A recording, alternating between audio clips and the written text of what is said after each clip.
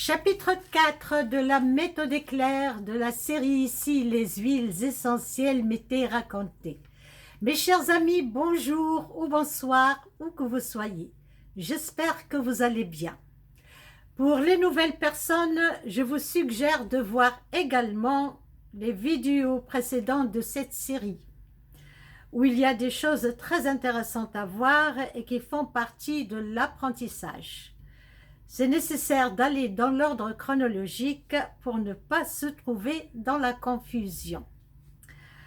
Dans la vidéo de la présentation, vous allez découvrir l'e-book de la formation et l'e-book du répertoire de plus de 400 affections et les huiles essentielles qui y correspondent, et d'autres informations et avantages que vous allez certainement beaucoup apprécié. Nous avons fini le chapitre 3 par la question « C'est quoi un principe actif ?» Les huiles essentielles contiennent de nombreux principes actifs. Un principe actif est une substance médicinale dirigée vers une pathologie, synonyme de maladie, dans le but de désinfecter le corps des toxines et des microbes. Les principes actifs jouent également d'autres rôles comme restructurer, comme dans le cas des tissus endommagés, calmer ou apaiser une douleur, une tension, une brûlure, un prurit ou une émotion négative, les nerfs également, tonifier, rendre ferme et élastique les muscles, la peau, les nerfs, pour qu'ils puissent rester stables par rapport à l'environnement, et les tendons ou toute autre partie du corps qui pourrait être tonifiée. Stimuler, animer, réveiller. Donc, le matin, on prend un café pour se stimuler.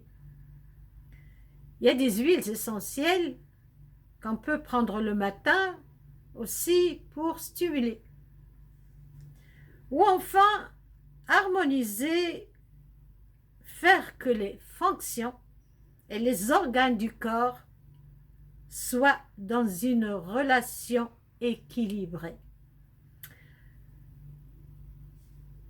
Le domaine de la chimie nous a dévoilé l'aromathérapie en définissant chimiquement les principes actifs et leur emploi thérapeutique.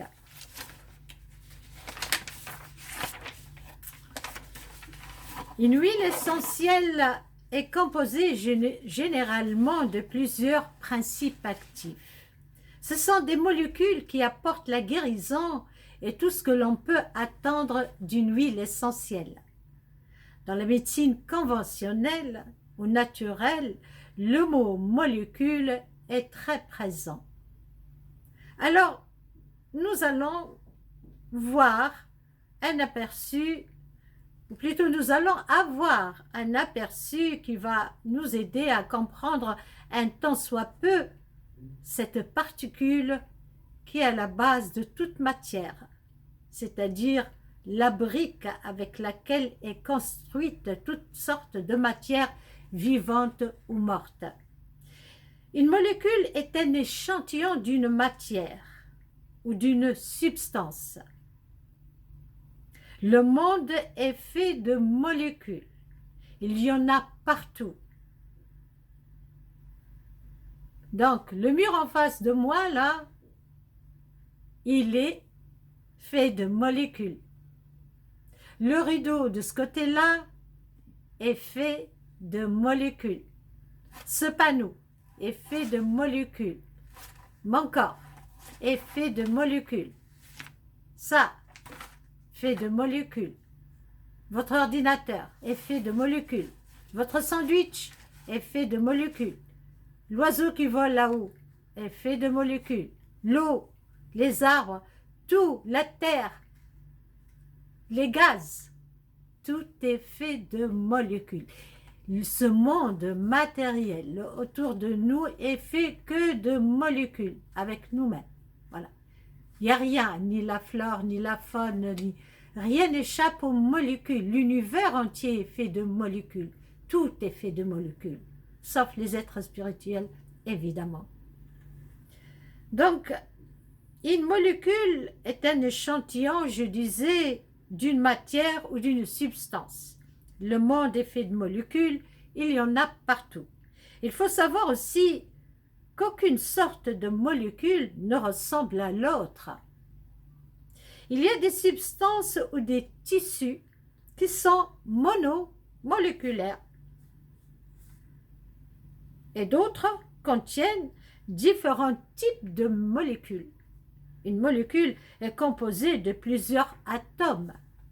Un atome est la plus petite particule de la matière. Alors, on va regarder une démonstration. Je fais des dessins. Je fais des dessins parce que il y a certainement beaucoup d'entre vous qui connaissent à propos des molécules et d'autres pas du tout. Vous voyez ce que je veux dire? Donc ça, c'est le b.a.-ba de la chimie. Voilà, physique, chimie. Donc ici, vous avez une molécule d'eau. Regardez. Alors, il y a H, hydrogène, hydrogène, O, oxygène, oxygène, hydrogène, hydrogène. C'est de l'eau. Alors, cette molécule, elle est regardée avec un microscope. Alors, on va baisser, imaginons que la personne qui regarde au microscope, elle va baisser le microscope à moins fort, voilà. Au lieu, par exemple, de 1000%, elle baisse à 500%. Et là, on voit maintenant que on ne voit plus les branches qui les relient les atomes. On voit que les atomes, parce que là, ça s'éloigne. Ça s'éloigne et puis, plus ça s'éloigne jusqu'à devenir un point. Vous voyez? Et après, nous, à l'œil nu, on ne voit pas le détail de l'eau. Même si c'est bleu, comme la mer. Vous voyez ce que je veux dire? D'ailleurs, l'eau de mer n'est pas bleue. Elle prend la couleur bleue qu'elle n'absorbe pas. Elle absorbe presque les 99% du spectre lumineux et le bleu, elle n'absorbe pas. Donc, il reste apparent. Et c'est ça qui fait que la mer, on la voit bleue. Donc, imaginez combien il y a de molécules dans la mer. C'est incontable. Incontable. On ne peut pas les compter tellement il y en a. Donc, voilà une molécule. Et on continue. Les huiles essentielles n'échappent pas à la règle. Elles sont également faites de molécules, presque toujours variées. Le seul exemple que j'ai en tête est l'huile essentielle de vétiver qui est monomoléculaire. Ceci ne fait pas d'elle une huile essentielle moins intéressante que les autres. Maintenant, nous allons imaginer les molécules dans un flacon d'orange douce. Dans ce flacon que je vais vous montrer tout de suite, on va imaginer qu'il y a 7 molécules. Là, j'ai mis de la vitamine D, du OPC de raisin et j'ai mis de la B12. Il n'y a que 3 compléments alimentaires. Mais évidemment que chaque complément alimentaire, là, il est fait de plein de molécules. Hein? Mais on va imaginer que chaque complément alimentaire est une molécule. Donc, imaginons qu'il y a 7 molécules dans ce flacon. Dans ce petit flacon, il y a 7 molécules. pour l'orange douce. Donc, les molécules des huiles essentielles sont des principes actifs. Parce que dans chaque type de substance ou de tissu, les molécules ont un nom. Le nom des molécules des huiles essentielles s'appelle principe actif. Nous avons comme principe actif dans l'orange douce le limonène. C'est un principe actif. Il est présent à 95,75%. Le myrcène, 2,11%. L'alpha-pinène, 0,55%.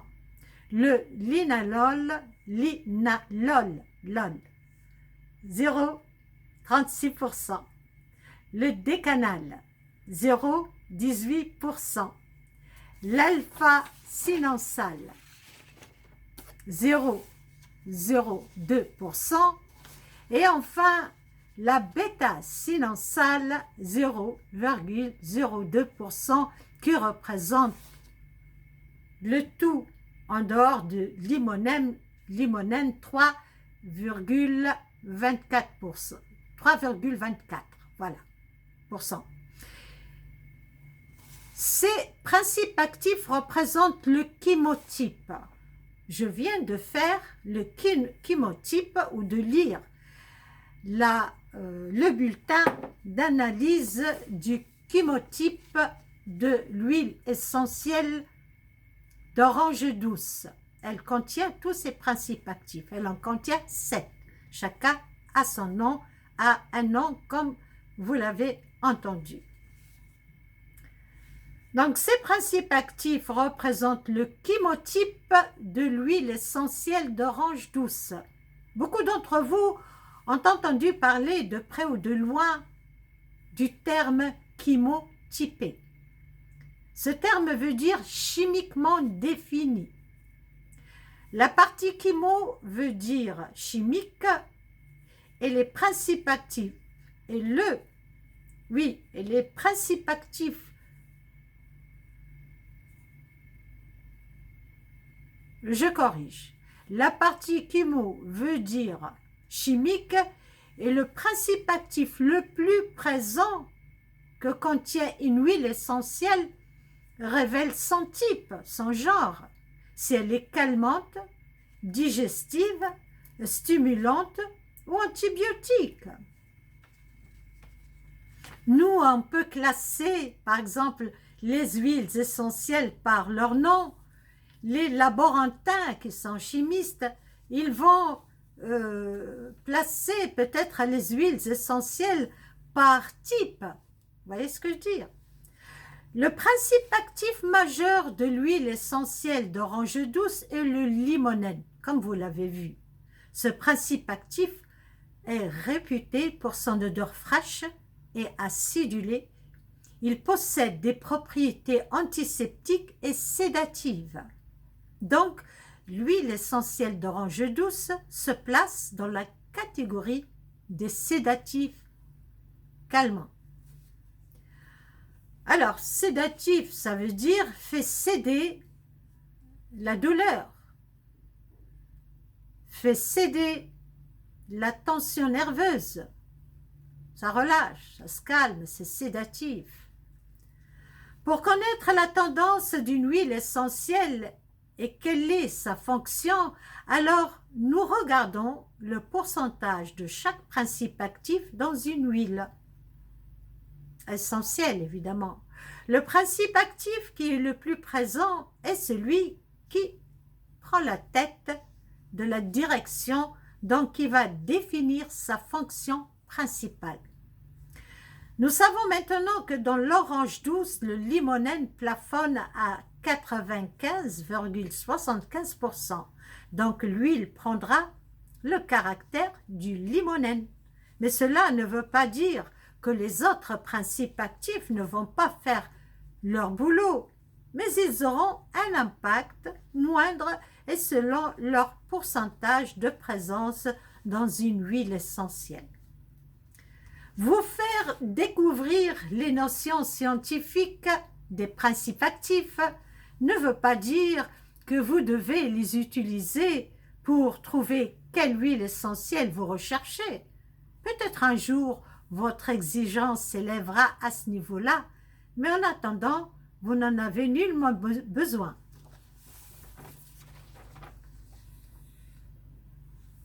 Voici quelques autres exemples d'huiles essentielles avec leurs principes actifs, histoire de s'habituer un peu à cette ambiance, tout simplement. C'est une culture qui va vous permettre d'accéder un peu plus loin. Donc, l'huile essentielle de basilic, du nom latin Ocimum basilicum, c'est le basilic commun, qu'on mange dans les salades avec les pâtes et tout. Donc, cette huile essentielle de basilic comporte les principes actifs linalol, estragol et cinéole. Voilà. L'huile essentielle de mélisse comporte le citral, le citronellal, le géraniol, le linalol, le pinène ou la pinène, le limonène. L'huile essentielle de pin comporte le pinène, le sylvestrène, l'acétate de bornyle, le cadinène. Le fait de s'attarder un peu sur ces notions scientifiques vous prépare à une plus grande compréhension des huiles essentielles et une assurance certaine. En plus, vous allez de plus en plus entendre parler de ces principes actifs parce que les scientifiques s'intéressent de plus en plus aux huiles essentielles. Ils parlent déjà au grand public de chemotype depuis environ 20 ans maintenant.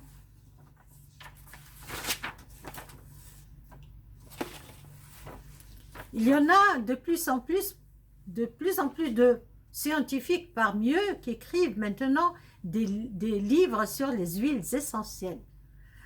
Avoir une idée à ce sujet vous donnera encore plus d'assurance en vous et votre emploi de l'aromathérapie. Et ne pas être perdu devant un professionnel de l'aromathérapie, vous savez au moins de quoi il parle. Les médecines douces parlent souvent de l'importance du terrain du corps humain. Alors, de quelle façon les huiles essentielles améliorent notre terrain, c'est-à-dire notre biologie? C'est ce que nous allons voir dans la prochaine vidéo de la série « Si les huiles essentielles m'étaient racontées ». Ici la fin de cette vidéo du chapitre 4. Merci à vous tous. J'apprécierai beaucoup vos likes, vos abonnements et vos commentaires aussi. Faites fonctionner la petite cloche pour avoir toutes les vidéos à venir. Comme vous le savez maintenant, ça me renseigne sur votre niveau d'appréciation et Google en tiendra compte aussi. Merci d'avoir suivi jusqu'au bout. Je vous laisse apprécier l'immense richesse des huiles essentielles en vous souhaitant une belle journée ou une belle soirée. Retrouvons-nous à la prochaine vidéo, la vidéo 5 du chapitre 5 évidemment.